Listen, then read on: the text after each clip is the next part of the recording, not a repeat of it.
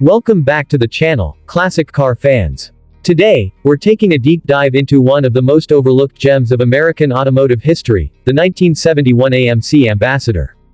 Built by American Motors Corporation during a time of change and innovation, this full-sized sedan was AMC's luxury flagship, designed to compete with the likes of Ford's Limited and the Chevy Caprice. But it did it in a way that was distinctly AMC, bold, a little unconventional, and packed with features you might not expect. Exterior. Let's start with the styling. The 1971 Ambassador got a fresh design with a cleaner, more squared-off look compared to the previous models. At the front, you're greeted with a wide chrome grille that stretches from fender to fender, housing dual headlights with a commanding presence. The hood has subtle sculpting, giving it a formal and upscale demeanor. Along the sides, AMC added full-length body creases that accentuate the sedan's long profile, and if you opted for the DPL or Brougham trims, you'd find extra chrome trim, vinyl roofs, and fender skirts that added even more flair.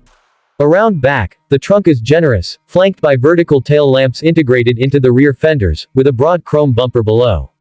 And let's not forget, AMC offered some truly bold color options for 1971, including shades like bittersweet orange and golden lime, a reminder of the expressive 1970s palette.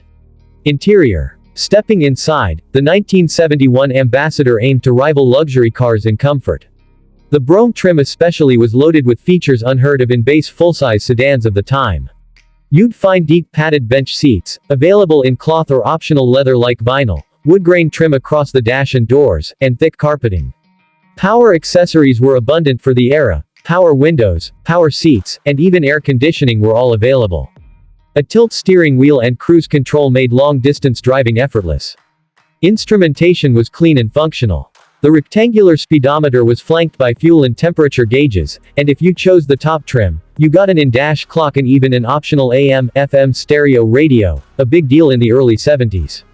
The Ambassador may not have been a Cadillac, but it was certainly AMC's best attempt to punch above its weight. Performance. Now let's talk performance. AMC offered a range of engines under the hood, starting with a 304 cubic inch V8 as standard. But most buyers opted for the optional 360 or the more powerful 401 volts 8, which delivered a respectable 330 horsepower. Paired with a 3-speed automatic transmission, the Ambassador wasn't just about looks and comfort, it had real power to move this big cruiser with authority. Driving the 1971 Ambassador felt smooth thanks to a coil spring front suspension and leaf springs in the rear.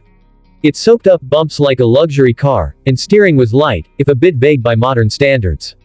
Braking came from front discs and rear drums, which were adequate for the time. Fuel economy. Well, like most big V8 sedans, let's just say it wasn't built with the gas crisis in mind, but in 1971, that wasn't a concern yet. So, what's the verdict on the 1971 AMC Ambassador? This car was a bold attempt by AMC to challenge the Big Three in the luxury segment. It offered genuine comfort, striking design, and surprising performance, all wrapped in a unique American package. While it never matched Ford or Chevy in sales volume, it did carve out a loyal fanbase and prove that AMC could play in the big leagues. Today, the 1971 Ambassador is a rare sight, and a rewarding find for classic car collectors who want something different. It's affordable, distinct, and still turns heads at local shows.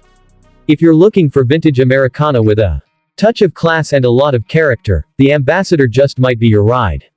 Thanks for watching. If you enjoyed this deep dive into AMC history, be sure to like, subscribe, and drop a comment below about your favorite underrated American classic. See you in the next video.